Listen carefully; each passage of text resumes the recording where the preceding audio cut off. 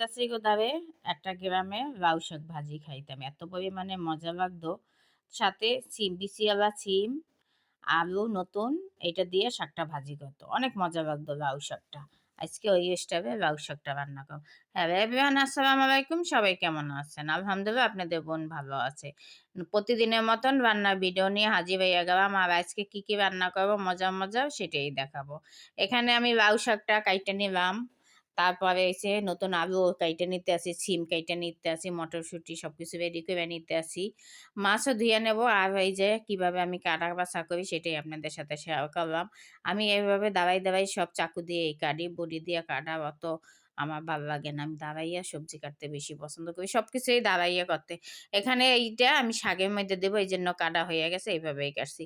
আর এই এরকম শাক রান্দা কিন্তু আমার মাছ আছে ওর কাছে দেখতাম। এত পরিমাণে এই দিনে এই লাউ শাকের মধ্যে শিম, আলু দিয়ে ভাজি করবে সাদা, এত পরিমাণে মজা লাগে বলার আর কিছু থাকে না। আর মটরশুঁটি দিয়া, নতুন আলু দিয়া, টমেটো দিয়া বড় কাতল মাছ রান্না করব। এইগুলান তো এই দিনেই মজা, তাই না? এইজন্য সব তরকারি খাইতে হয়। আমি সব তরকারি পছন্দ করি। মাছ দিয়ে আমাদের ঘরের মানুষটা সব তরকারি দিয়া মাছ দিয়ে পছন্দ করে, ভুনা পছন্দ করে না। যাই হোক সবজি দিয়েই রান্না করি। এই দিনে কিন্তু অসাধারণ লাগে। তাই আমি কিভাবে সবকিছু ধুইয়া ঠুইয়া নেই সেটাই আপনাদের সাথে শেয়ার করছি। এইভাবে সবকিছু ধুইয়া মুইয়া সব রেডি করে নিয়ে আমি রান্না বসাই দেবো ২ চুলায়।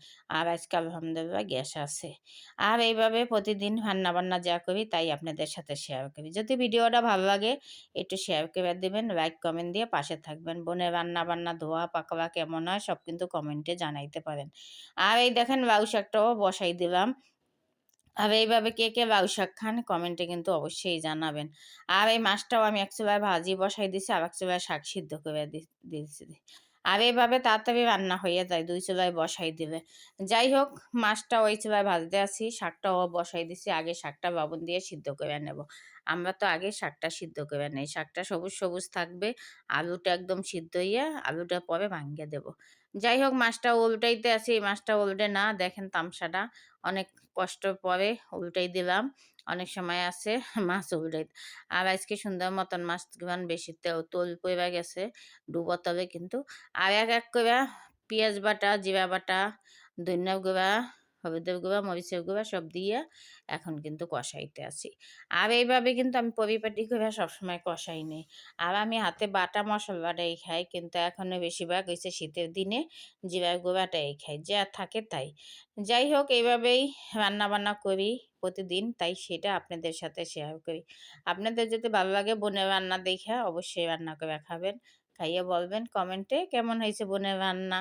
আর বোনের রান্না আপনার কাছে কেমন লাগে? রান্না পছন্দ হয় কিনা? আর আমি বলি একটু ঝাল বেশি খাই। আমার কষানোটা হয়ে গেছে। আমি সব পানি দিয়া সবজিটাও হয়ে গেছে। মাছটা দিয়ে দিলাম। আর এই ভিডিওগুলো কিন্তু টাইন্না আমি কাইটা এই জায়গায় শাক ভাজিটাও করে ফেলাইতে আছি দেখেন। এখন শাকটা কিন্তু একদম ভালো মতন তোলে উঠে ভাজতে হইবে। আর এখানে মাছের মধ্যে কিন্তু আমি টমেটোটাও দিয়ে দিতে আছি। তারপর নামানোর আগে ধনিয়া পাতা দিয়ে নামাবো। আর এইভাবে মটরশুঁটি দিয়ে এই বড় মাছ কে পছন্দ করেন। আর শাকটা কিন্তু একদম ভাজতে তেলের উপরে ভাজতে হবে। আর এই যে আমি ধনিয়া পাতা দিয়ে দিলাম।